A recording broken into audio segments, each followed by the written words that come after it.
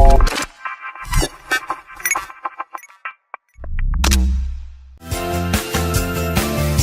everybody, welcome to Olympic Minds Leadership Beyond Limits. I'm your host, Sherry Wynn, and this is a podcast for people who want to be the leader of leaders, the visionary of visionaries, for people who want to go beyond success into significance, and for people who are really interested in going beyond mediocrity into mastery. What we're going to talk about is not theory, and the reason it's not theory is because I talk to people who have lived it. These are people who understand, like it's been grit tested, heart proven, and results driven. So these are individuals like Kim today. You're going to learn a ton from. I can't wait to introduce you to Kim. And so I'm Sherry Wynn, two-time Olympian, national championship basketball coach, author, speaker, and CEO of the Winning Leadership Company. So let me tell you a little bit about Kim. We met several years ago, and one of the loveliest things I can tell you is that she's authentic, she's real, she's funny, she's an author, she's an executive coach, she is a fractional CRO and COO, and she's written books. I mean, she's got it all together, and she's lovely, lovely, lovely. And so Kim, why don't you tell everybody else a little bit more about yourself? Oh, bless you, Sherry, my friend. I mean, how do I follow that? You're always so kind to me. And now you've set me up to be funny, so no pressure there. But you are funny, so there's no pressure because that's just normal, speak for you, London speak for you, or whatever it is. Comedic value. Who am I? So I guess my life has been many versions of life. So I started off as a hairdresser, then I moved into financial services, and I moved into IT software. And then I got to board level, still only with my NVQ in hairdressing, a bit awkward, because nobody cares about that. I cared, nobody else cared. And then I had my little girl late in life, so she's 8, and realised that I needed to make another change. So when I was in hospital in intensive care, I realised something needed to adjust. And so I quit my job, as you do, and I came out and I set up on my own as a consultant and decided rather than running big companies, I'd help other people to run theirs. And that was 8 years ago, and I've been really blessed to have written a number of books. I've got a TV show, I've got a podcast, I get to meet awesome people like you. I mean, what a joyous life to live, to get to hear people's stories and to share them. And so I'm super grateful to be on the other side today, sharing mine, which is like, I'm not really sure quite where to go. Apart from comedy value would be my nickname in corporate life was the Smiling Assassin. Because let's talk about that, because I want to stop you right there, because I think it's such a great story about being the Smiling Assassin. And so let people know, like, what does that mean and how do you come to have that nickname? Because it's really not as bad as it sounds like. I mean, it's really a wonderful nickname. It's really something that I think every leader should aspire to have, not maybe the nickname, but maybe the characteristics that go with the nickname. Yeah, I think that's true. And I guess a large part of it was the fact that we as leaders, we sometimes shy away from the difficult conversations, or we go into those difficult conversations and we know they're not going to go well. And therefore we change our tone, we change our pitch, and we change our outcome because we are on a defensive. Whereas I've tried to always spend mine going, that people have got to be ready to listen. Mm-hmm. So you've got to do the extra work to check they're ready to listen. And kind of my big breakthrough moment in this, I was doing a disciplinary hearing probably about 25 years ago.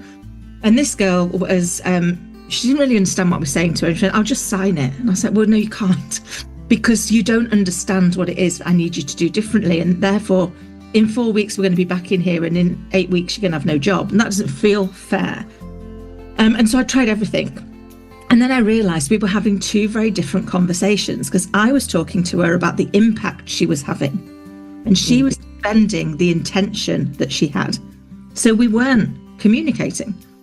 And so I stopped the meeting and I said to her, let me just rewind. Let's start again. Can I start by sharing with you what I think your intention is? And she was like, oh, okay. I said, well, I think you're intending to be a really great team player. I think you're really trying to achieve the goal that we've set you. I think you're really passionate about the organisation and the outcome, and you want to put the customer first. So, exactly. So brilliant. That's exactly what I would like you to do. Am I okay to share with you some ways where you get in your own way? So I've now gone from attacker to ally. So she was ready to listen. So we were able to do that. And I guess that's where the Smiling Assassin came from, was in not being afraid to tackle the difficult conversations, but doing so in a way that showed kindness, courage. Because it takes more courage to be kind. It's much easier to just throw yourself in there and go, this is going to be uncomfortable, it's going to be a bit awkward, so I'm going to protect myself, and I'm going to just lead everybody by the end of my finger, and wonder why that doesn't work. Right. I love the what you just said about going from attacker to ally, right? Because a lot of people think that difficult conversations, and I like to call them winning conversations, because I think if you go in with the idea it's going to be a winning conversation versus difficult or an obstacle, or even sometimes I say crucial or hard or whatever, then we're already looking for a positive outcome. But when you say from attacker to ally, if you can go in, or when you go in, right, with the idea that, look, I'm really on your side, like I'm truly on your side. And what I want you to do is be successful. And this is the thing that I think every leader understands. When your team members are successful, you're successful. Like you can't separate their success from you. No, that you're so true. And I think we want our people, we want our team to be set up for success, because we are more successful if they're successful. And yet we don't always take the very subtle steps that we could take. So, for example, for me, one of my biggest beliefs is that one of the greatest gifts we have is our belief, our ability to believe in other people, and we can lend that to them. And as a leader, if we ask somebody to do something, we do that because we think they're going to be successful. Because if not only do they look stupid, we look stupid. So we're not going to put them into that role unless we really think that we believe that they're going to be successful. And yet we know statistically that 70% of us fear our inner imposter at some point in our life. So likelihood is your team you're leading today, somebody in there is facing their inner imposter in every day that you lead them. So imagine if the next time you ask them to do something, instead of going, Sherry, could you do me a favour? Could you take that meeting? Because I'd really appreciate that. I went, Sherry, could you take that meeting for me? And the reason I'm asking you to is I believe you are the best person for it. And I believe that because the skills I see you demonstrate every day around empathy, around engagement, around presence is really going to be what sets you up for success in that meeting. And that's why I believe you're going to be the most successful. If you're having a day of doubt, you get to borrow my belief in you. So we are setting you up for success, but it takes a bit of extra time. It means I take an extra 30 seconds to tell you why I believe you're going to be successful. Instead of being fearful that if I say that to you and you fail, then I'll look really silly because I said I believed you. Well, everyone already knew I believed in you. If not, I wouldn't have given you the work in the first place. Well, it's the six. It is. It's the, I think that, when I was a basketball coach, I used to have players come into my office and they would say, Coach, you have to have confidence in me. And I go, I do. Like I do, because I wouldn't have put money into, a scholarship for you. Like I absolutely do. It's 100% I do. But what we forget is that they at a level, they don't know that. So there's a level of most people, and I would say everybody at some point has self-doubt, right? I mean, that's just the way of being human. You get a little self-doubt. Some people have more, some people have less, but very few humans really spend the time to elevate themselves to the level of just knowledge that you're a winner, that you're a miracle, that you're beautiful, that you're wonderful. Like we have an internal dialogue that goes on that says something like, well, I'm not pretty enough. I'm not, smart enough. I'm not good enough. Nobody's ever going to read a book that I write. Nobody's going to listen to a talk that I do. No, we have this kind of ongoing conversation that most people don't even know they're having the conversation. And I know in your life, Kim, that there was a moment that you came face to face with this very thing I'm talking about when you were having some negative self-talk that you had to correct. Would you mind sharing that story a little bit? Of course not. So I'd had negative self-talk for years, Sherry. Horrendous. In fact, it didn't matter what award I got given, what accolade. I used to look at them and go, yeah, if only you knew. I would immediately bat it back. If only you knew what I knew, then none of this would happen. And then I remember my first breakthrough came when I suddenly was telling myself this, and the guy who was talking to me and sharing with me what he thought about me as a leader was the guy I aspired to be like. He was one of the best leaders I've ever worked for. And I caught myself in this moment where I'm going, well, if you knew what I knew, convincing myself that even though he'd given me Leader of the Year, he'd got a point to prove to somebody else. I mean, the dialogue was dreadful. And I caught myself in that moment and I went, hold on a sec. Are you saying that your opinion that you are rubbish is more valid and more likely than Paul's opinion that you're really good. That made sense to me, because I was like, well, no, I don't think my opinion, I don't rate my opinion at all, to be fair, Sherry. I certainly wasn't going to rate it above him. So I was like, oh. And I decided in that moment that what I was going to do is borrow his belief and then do whatever I could to not let him down. Swap the dialogue slightly. Right. Then my second underlying moment came when I'd had Scarlett and she was 9 months old, and I found a lump, and I went to write her the letter. You know, how do you share all the love, guidance, support, wisdom, thoughts if you're not going to be here to share them? And I didn't really know where to start that letter. And I just stared looking at this blank sheet of paper for ages and decided, I know, I'll go and look at her. That will help. Didn't help.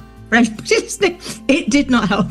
And I remember walking in and looking at her, and it hit me in that moment that our children don't learn by what we say and what we do. They learn by how we are and who we are.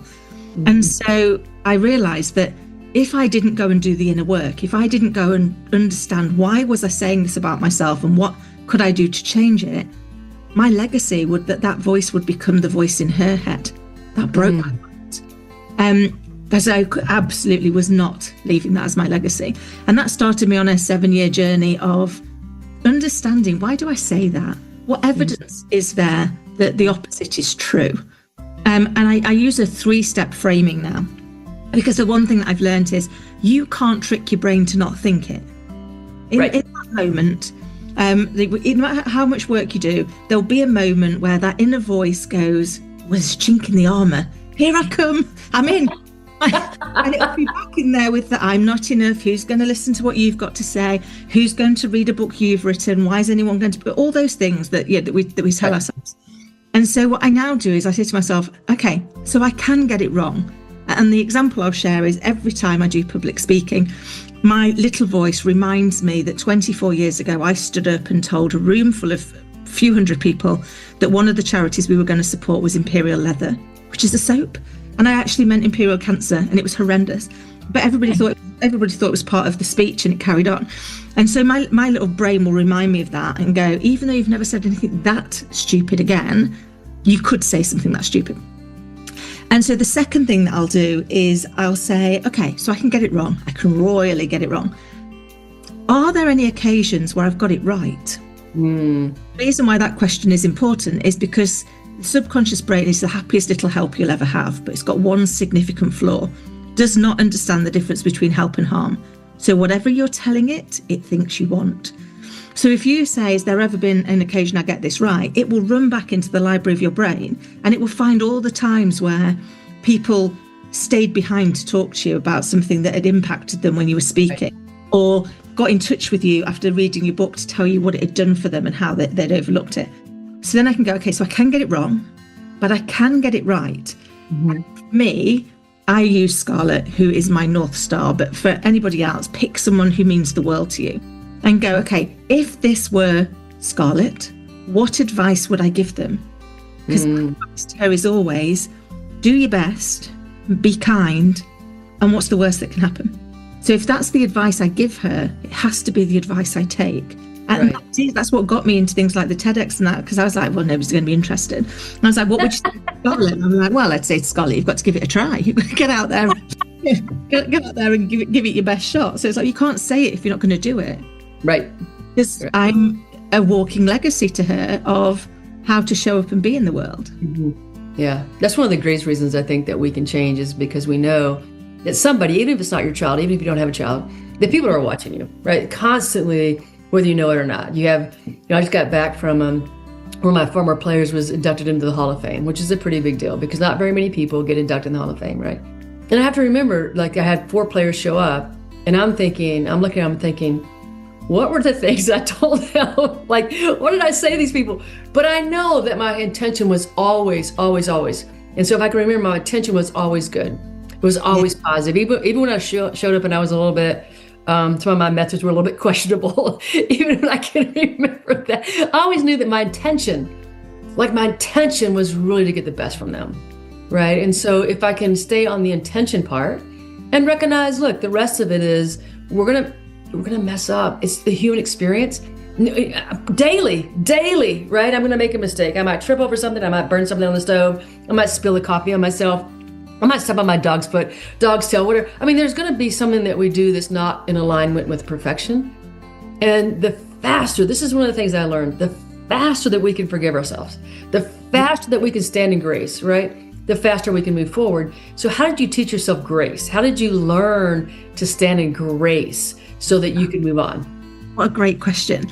I think for me, I've always believed that most people's intentions are honourable. So if that, and that's because my intention is always honourable, even if my impact is off, my intention is always honourable. And so I look and I've for many years had to externalize it because I was still building that relationship with myself. But I go, if this was somebody in my team, what would I say to them? Well, I'd know their intention was honourable. So I'd say, it's okay, we're learning. We are perfectly imperfect. And it's never the mistake that defines us, it's what we do with it. Right. So what are we learning? What's the lesson? How do we move forward to make sure we don't make this mistake again? Make a different mistake. And so I guess for me, the other thing that had been my mantra for years, and I say this to my little girl all the time, is that we cannot choose how somebody behaves towards us. We have no choice in that, but we do get to choose how we respond, and our response speaks volumes about us. So we have to own that. And I guess for me, one of the other things, which is probably a dreadful personality trait, is if I make the wrong choice, if I respond in a way that I'm not proud of, when I realise that, I have to apologise because you have to take accountability, and that hurts a lot more than taking a moment to make a better choice of the response. So I will sometimes go, do you know what, right now I'm really struggling to find a response I'm going to be proud of, so I'm just going to remove myself for 10 minutes while I deal with what's going on for me, and then I'll come back and I can be fully present. And it took me a long time to learn to give myself the grace to be graceful. Right. It is a hard thing, I think, because we're taught at an early age, right? The way to get what you want is to punish yourself. Right. And part of punishment is the guilt and the shame. And those are very, very low vibrations. When we're living in guilt and shame, we're living at the lowest vibration you could possibly live at, right? And so everything that you want and desire is not there. It's not in guilt, it's not in shame, it's over here. And so learning that we have to let that go. And sometimes it's really challenging because we've learned that, to get what we want, we need to punish ourselves as long as possible, and then we'll get what we want, which is actually the opposite of what occurs, right? It's so true. I mean, we've been told so many mistruths. So I've got a book at the moment that's with the publisher, and we're just going through the publication, and it's about the power of curiosity. And it's because for years we've been brought up with the saying, "Curiosity killed the cat." And it wasn't until recently that I learned that that's only half the saying. So the saying is, curiosity killed the cat and satisfaction brought it back. So it's curiosity killed it, but the satisfaction and what it learned by stepping outside of the comfort zone brought it back to life. Totally changes the whole make of what that was trying to tell us. And so it got me into that space going, what else are we telling ourselves that isn't true? What else are we telling ourselves that pulls us into conformity? We've got to fit in and layer in the world we live in now, the despair and compare society that we've created. Conform even more. We look at the seemingly perfect airbrush lives that people share with us, and then we look at the messy reality of our own life and find ourselves lacking, but they're not true. Into every life a little rain may fall. So for all the things that go well, things have to go badly as well, badly equally. And so once we realise that actually that's okay, and that we no longer need to beat ourselves or wear the hair shirt for the rest of our lives because we got it wrong, or it didn't go as well as planned, or somebody else did it better than us, it's not the lesson you were there to learn. No, but that's part of our self-awareness, right? That's the part of understanding what we're doing to ourselves and really tapping into that and recognizing it. So, we've talked about this, I've had health problems for a long time, and so I'm like, how come I'm not getting better? I've done everything, I'm mad. And then I started listening to my internal language. And so I get up in the morning, I'm like, oh man, I don't feel good. Oh, God, is this pain ever going to go away? I can't believe. I was like, oh, wow, wait a second. Like, that's not a good thing to be telling my body, right? Yeah. So I've been working on getting up in the morning going, this body's a miracle. I mean, think of all the times that it ran for me. Think of all the push-ups I did. Think of all the times that it's overcome all the different things that people said I could not overcome without surgery, without drugs, and it's done it. And I started saying, I don't think about pumping my blood. I don't think about, how my nerves, connect and how they work together. I don't think it's all doing it. And so I realized that all the stories I've been telling, and I didn't know I was doing this. I mean, come on, like I've been doing it for 20 something years and I did not know I was doing it. And the interesting thing is, as I started saying to my body, like, I really love you, I appreciate you, thank you so much, this is amazing, you're a miracle. Then little small, like, miracles started showing up. Little things I could do a little bit more than I had done before. And what is it? Is the result of listening to what you're telling yourself and changing the story. I mean, changing that story, because you can't keep repeating the story and then want a different ending. It just does not work. Yes, I love that. It's so true, because that dialogue that we're running in our brains, we run all of the time. And when we're developing the script, as it were, I liken it to software in your phone. So we create the script at the age of 7, and we enforce it at the age of 14, and we embed it at the age of 21. And if you don't go back and do the work, you are running on that operating system. Now, I'm 52, so I would have been running on 31-year out-of-date software update. And, I say to anybody, you look at your phone, the minute it comes up and says software update available, we're all straight on it. Oh, yeah, I must do that, I must do that. And yet, with ourselves, we weren't doing that. I would have run on this out-of-date software that is the script you don't realise that you're saying. And the first step to doing the work is to get present to what you're saying to yourself. To go, wow. There was a real damning moment for me when I realised I've said things to myself that I would never dream of saying to another human being, even one I didn't like. And yet I was willing to say them to myself ferociously all of the time. And you think, how are you going to live the life you want to live when actually you don't like yourself?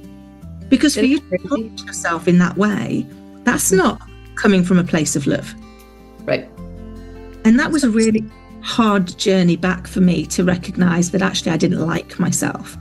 So we're talking about all of this, right? And how does it fit back into leadership? Because we're talking about this stuff and everybody was going, well, that's really interesting. That's really nice that you do it. And blah, blah, blah. But, for me, this is the change maker. This is where those leaders go from the leader to the leader of leaders, right? This is where that top 3% of all leaders live in this space. So what is it about this that's so important for leaders to jump onto together, to say, this is something I need a coach for, this is something I need to explore, this is somewhere I need to go? Why is that so essential in leadership? For me, you can't be a good leader until you're a good leader of you. Because wherever you go, you go. You can't outrun yourself. I've tried. I keep turning up. So you've got to be able to lead that first, because that's the leadership lesson people are seeing. They see how you lead you first, right, and then they see how you lead them second. Right. If you're disconnected, they're disconnected, because they're like, well, something's not quite right here. And actually, when once we get really present to that element, I think one of my toughest challenges was running a big redundancy program. And I remember the day before, sitting with the board, and they said, Kim, are we ready? And I was like, well, ready as we'll ever be. And they paled slightly, and they were like, should we hold off? And I was like, well, no, what I mean is, I've prepared for everything I can possibly prepare for. What I can't prepare for is when I tell those 1,800 people tomorrow, I don't know what this piece of information, when added to whatever burden they're already carrying, is going to do. So all I can do is hold the space for them, and be comfortable enough to hold the space for them. So not make it about me, not make it about the fact they might yell at me, or they might swear at me, or they might get very angry, all of which have happened, because that's not about me. Right. At the moment, it's about them. So I have to be a good enough leader of self that I can suspend my needs to lead my people, particularly in times of trouble. And so for me, the leaders that I've seen that have really embraced this have gone on to have exponential results because people trust that in those moments, they are so focused on leading the group, and they're not going to fall back into that selfish, what's my need? What is it that I need to make today easier, to make today comfortable? But actually, how do I set my people up for success? And that means having some of those more challenging conversations, but it also means being comfortable with the uncomfortable. The one thing that I've learned about leadership is there's a lot of uncomfortable. So you may as well get comfortable with it because you can't outrun it. But you can work through it. And yet you see people desperately trying to avoid uncomfortable conversations, uncomfortable situations, uncomfortable challenges. You're like, if you want to avoid that, don't lead. Right. No, it's not time to lead. It's the time to, it's you give it up. I mean, I think people, until they understand why they're chasing leadership, right? So they think it's a title, they think it's the money, they think it's the power, they think of whatever. Until they understand, those are such a small part. Like that's such a small part of it. When they really understand, it's about, look, I got to show up for these people every day. And what if I fail, I hurt everybody, every single person that's here, right? And that's the responsibility that you hold. And I think that you said something that, a while ago about, people are going to follow what you do, not what you say. They're really going to look at you, and you're going to give them things that you don't even know you're giving them. So when I went back to this Hall of Fame thing, and I was talking to the mother of one of my player that got inducted, right? And so she almost died. This player almost died a few years ago. And, her mom says, if she wouldn't have gone through your program, she would have never had the mental toughness to make it through. She goes, you taught her, how to be mentally tough. And I was like, well, she already was. And she's like, no. You taught her how to be so strong that when things came, she thought she could get through it. And taught her to have a voice, because they had got all these, she was losing weight, she was in pain, had gone to all these medical professionals, which typically happens to somebody who has some sort of chronic condition, right? Had gone to in the United States, the Mayo Clinic, and then finally the doctor said, well, we don't know what it is. And she goes, well, you have to find out. Like, she stuck up for herself. You have to find out. And he goes, well, we've done all the tests. He goes, what are you going to do? Cut you open? She goes, absolutely. That's the next step. You can't find it. That's what you got to do. And he got mad. The doctor got mad, threw his pen, walked out the door. And she goes, well, if he won't do it, somebody else will. But we've got to do this. And so when the doctor came in, he goes, all right, I scheduled you for surgery. She goes, well, good, we're going to find out. And to me, that moment of her being so tough and then sticking up for herself, right? Those were things I thought she had. And I do believe she still had a lot of that.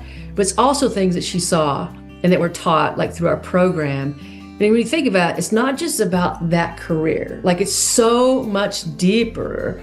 And I think true leaders understand that, what you're saying, what you're doing today is not about just, scaling the business, or we're going to get more productivity, or, hey, we're really looking for deeper engagement. It's not, it's about what that person from your culture or your teachings takes home and applies to the home life or applies to their personal life. That is the thing. That's the change maker. That's the power. It's so true. And one of the things I talk about quite a lot is, giving ourselves permission to be human. And also, in doing so, giving our people permission to be human. Because only when we bring our whole selves to a situation can we really see the size of the potential.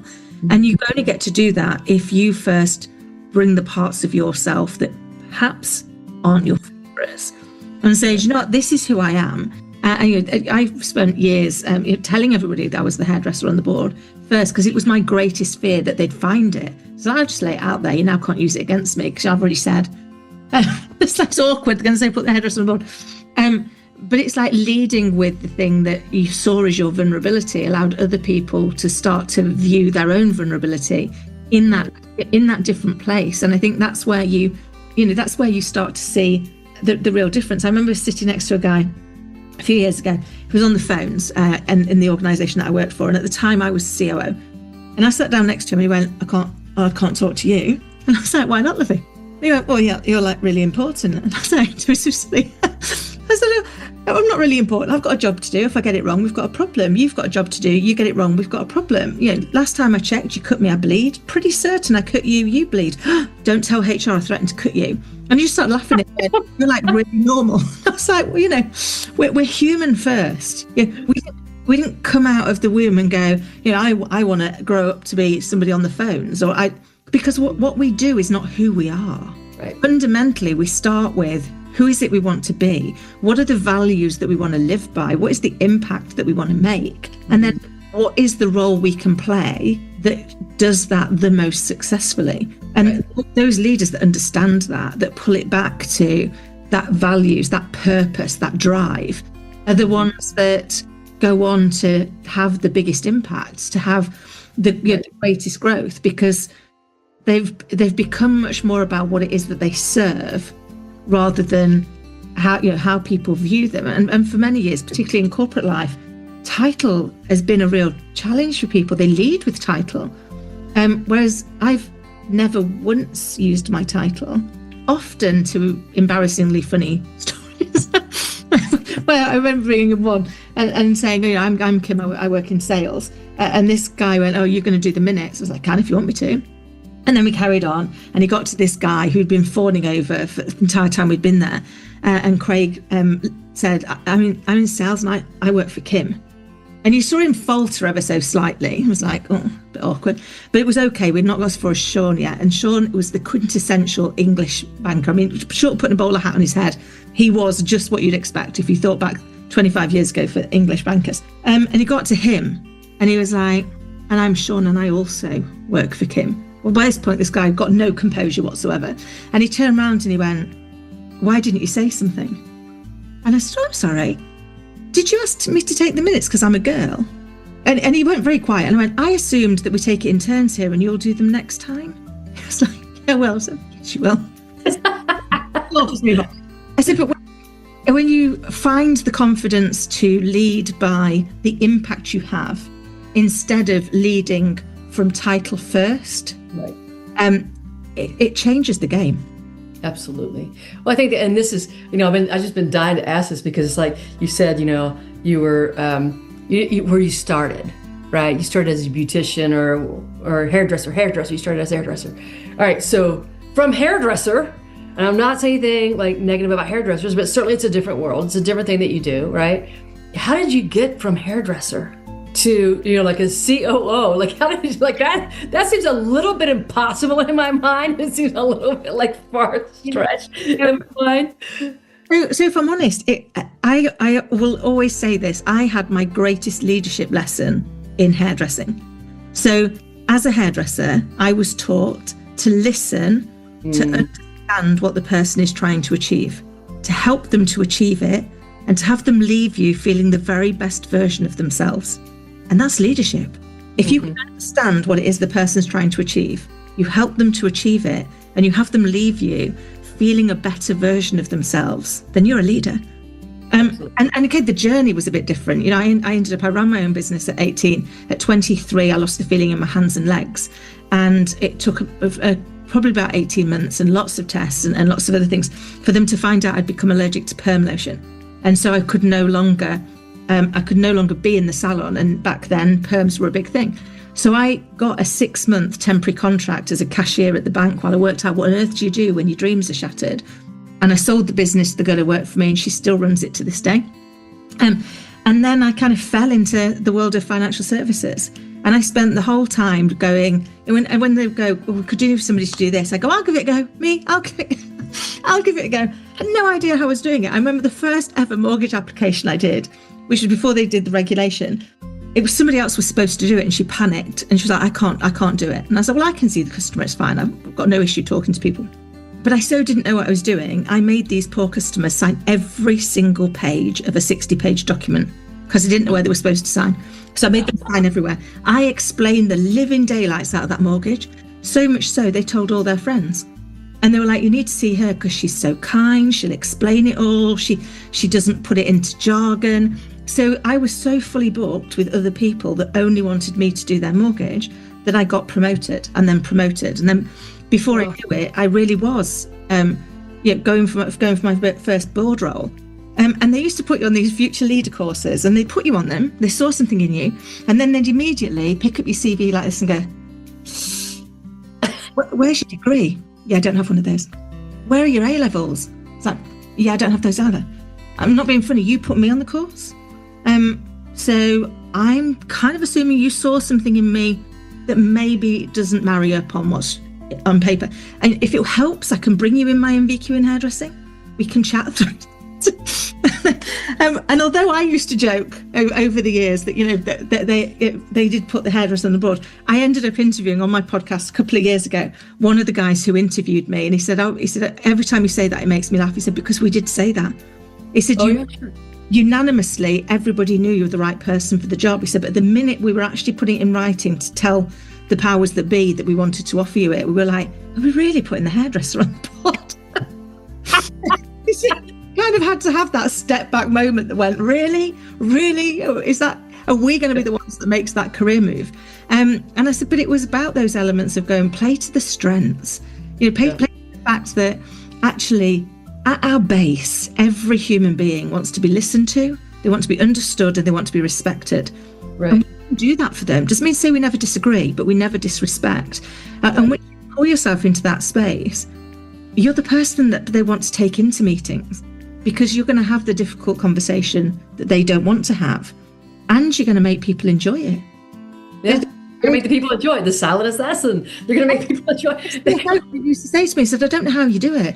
He said, I'm there. I'm like, she's not going to give me bad news again. And she's not going to give me bad news again. He said, and I come out and I'm laughing away with you. And I walk along and I'm like, she did it again. She gave me bad news.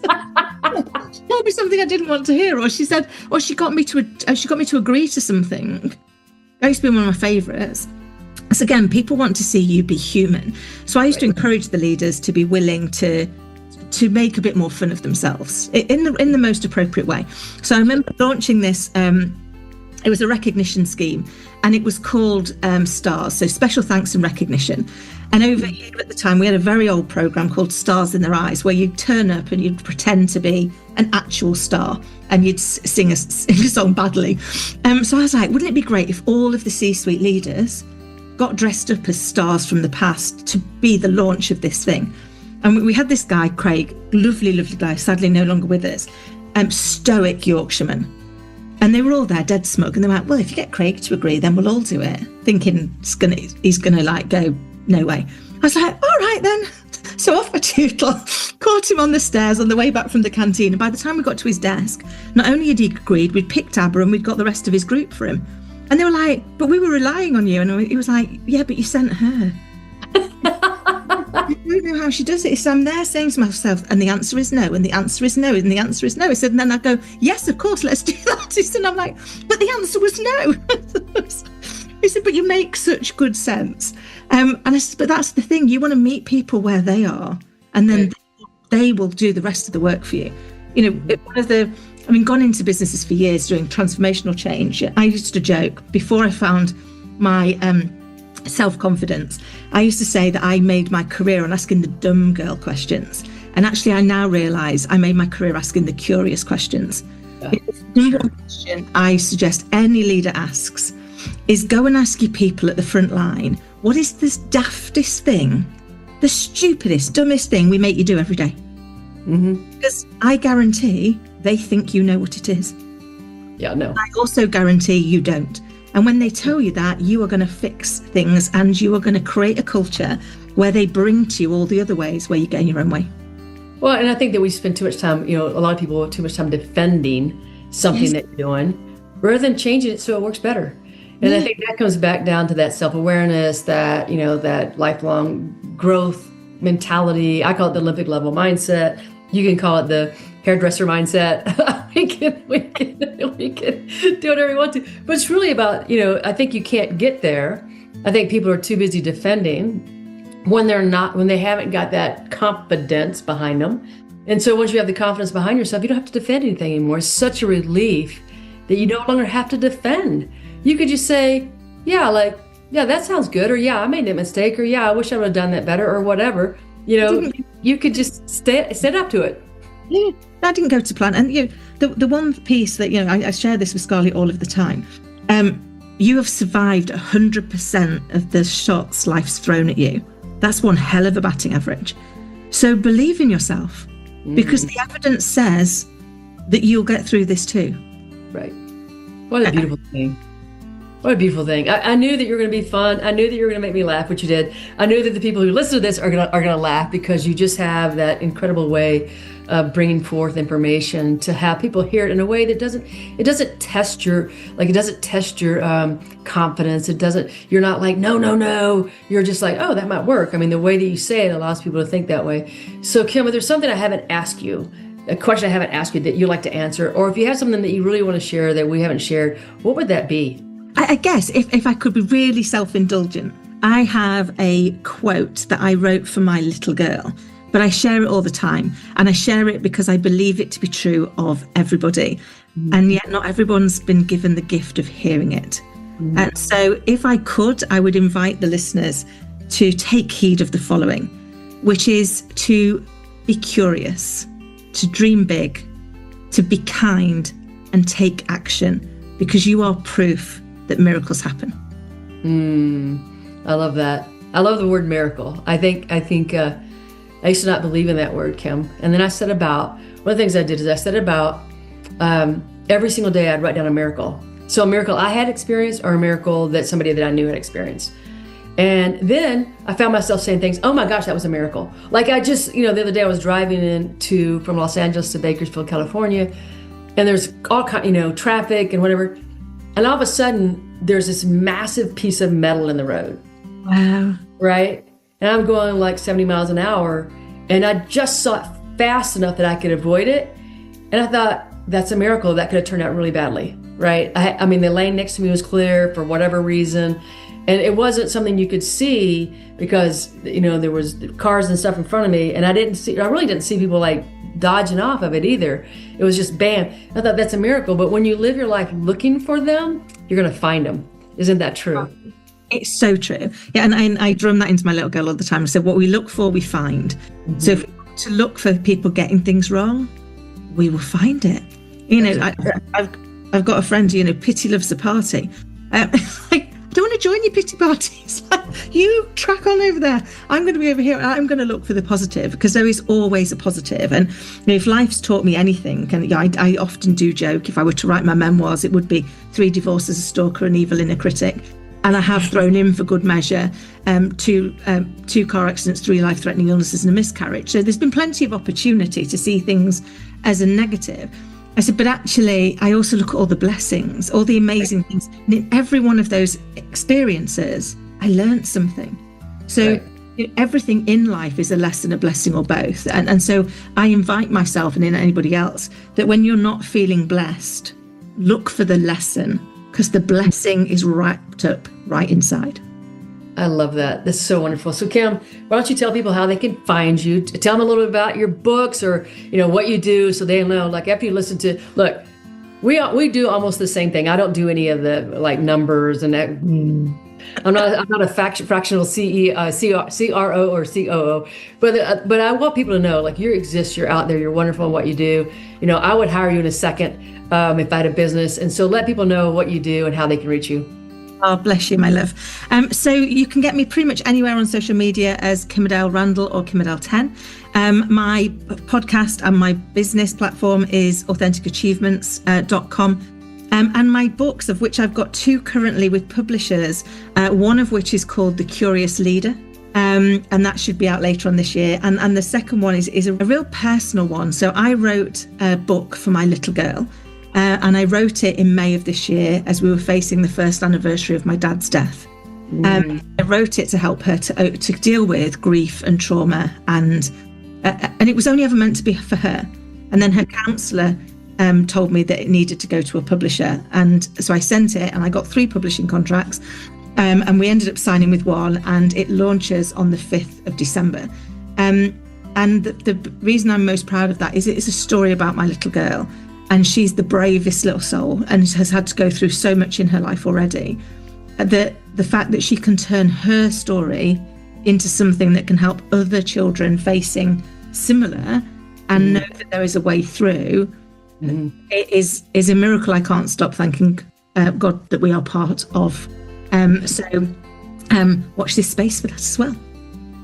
Thank you, thank you, thank you. So folks, look, I know after this particular podcast, you're going to want to subscribe. You're going to come back. We're going to listen for more people. I cannot promise you that everybody's going to be like Kim. I cannot promise you that, but I guarantee you there's going to be other people as well. So everybody have a winning day. We'll see you next time. Take care now. Bye.